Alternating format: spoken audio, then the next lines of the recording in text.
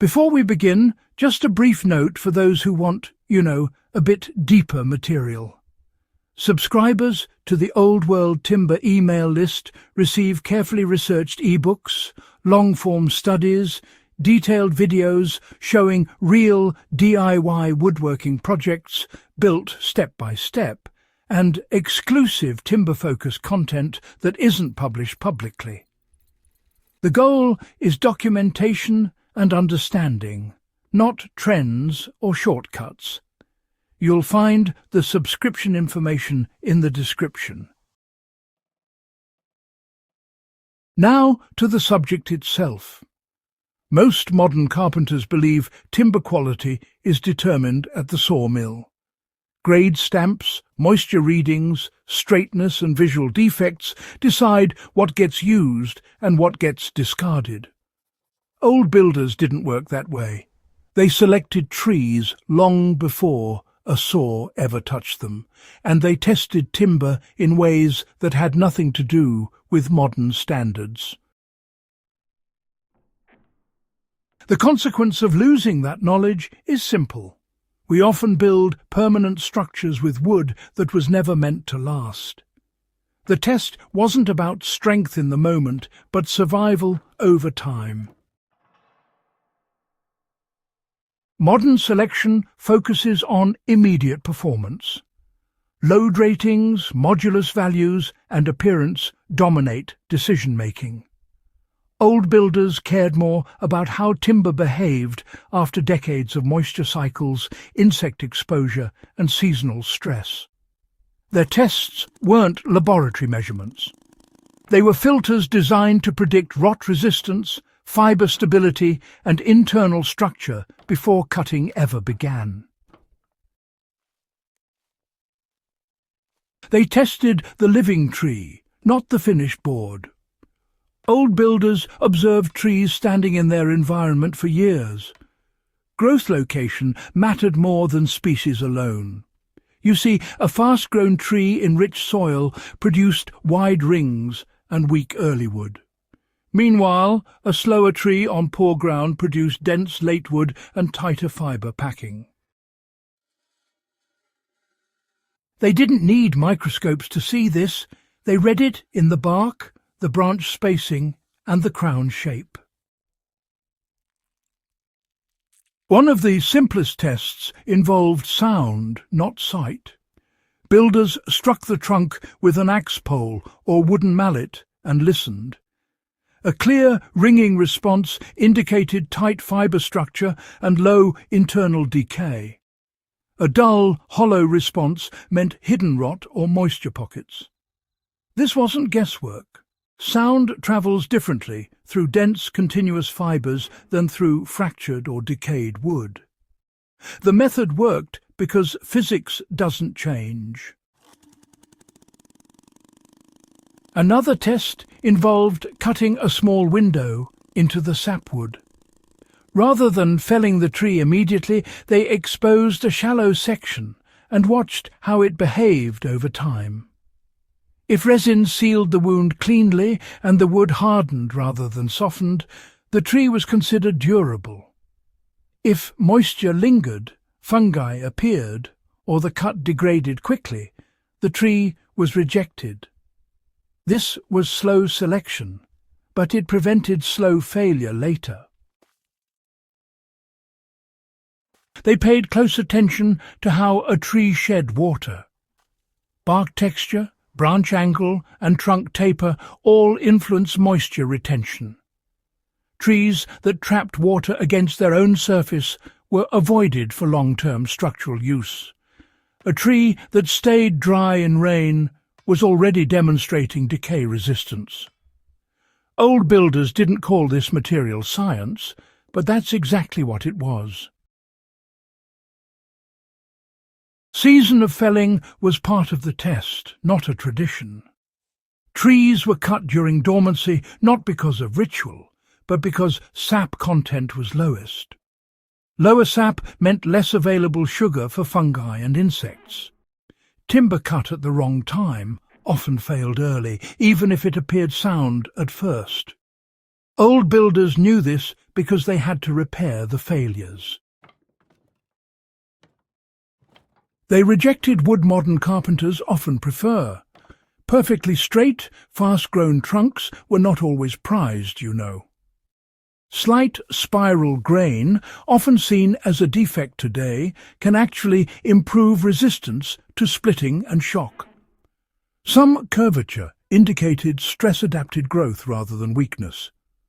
Old builders read these signals instead of discarding them outright. The real test happened after felling, not before construction. Logs were often left exposed but elevated for months or even years. This wasn't neglect, it was observation. Timber that checked excessively, twisted unpredictably, or softened under weather exposure was eliminated. This outdoor seasoning phase revealed internal truth. Kiln drying hides problems by forcing moisture out quickly, you see. Air seasoning exposes them. Hidden reaction wood, uneven fibre tension and moisture pockets show themselves when wood dries naturally. Old builders used time as a diagnostic tool. Why, you see, modern grading systems miss this entirely. Grade stamps, well, they assess knots, slope of grain, and visible defects at a single moment. But they simply cannot predict how wood responds to long-term moisture cycling. Two boards can look identical and yet perform very differently over decades. Old selection methods, they filtered for behaviour, not just appearance. Decay resistance back then was treated as a structural property. These days, rot resistance is so often treated as a chemical problem. But old builders, well, they saw it as a selection problem. They chose wood that resisted decay naturally, then supported it with design choices that limited moisture exposure. Chemical treatment really was unnecessary when material and structure worked together. Failures, you know, taught lessons that stuck for generations. When a beam rotted prematurely, the source tree was remembered. When a sill lasted centuries, that knowledge spread. This was not just folklore. It was applied failure analysis. Over time, communities developed shared understanding of which trees survived and why. You know, this knowledge really mattered most when it came to ground-adjacent and load-bearing members. Critical components were never ever built from untested timber. Posts, sills, beams and roof members, well, they carried the consequences of poor selection. So, why should survival-minded builders care about this today? In situations where repair is difficult or, frankly, replacement is impossible, timber selection becomes a genuine survival skill. Knowing how wood behaves under exposure, stress and time, well, that matters even more than knowing how to use advanced tools. Old builders always optimized for longevity because, honestly, failure was just too expensive. What does all this reveal about wood as a material? Well, wood is not uniform, not by any means. Species names, they're only a starting point, really. Growth conditions, age, moisture history, and internal structure. These all determine performance. Old builders, they worked with that variability instead of trying to erase it. This wasn't superstition or guesswork. It was, you know, slow engineering based on observation across generations. The tests were crude only by modern standards. In practice, they filtered out timber that modern systems routinely approve and then struggle to preserve. Why this knowledge faded instead of evolving? Well, industrial forestry prioritized volume and speed. So, selection moved upstream to machines and standards. Time-based testing, well, it disappeared because it just didn't scale. Durability was outsourced to chemicals and coatings, and honestly, the material itself became secondary. You know, understanding this really changes how you judge old structures. When you see a beam still sound after centuries, it isn't luck, it's selection. The builder didn't just hope the wood would last. He knew it already had. The forgotten test? Well, it wasn't a single trick. It was a mindset. Observe first. Let the material reveal itself. Reject wood that hides problems.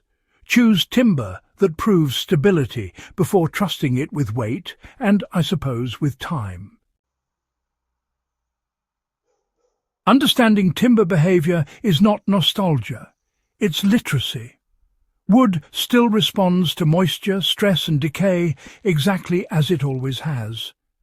Tools change, standards change, physics does not. So, if this kind of historically grounded, material-focused knowledge matters to you, consider subscribing to the Old World Timber email list. Preserving what lasts begins with understanding why it lasted at all.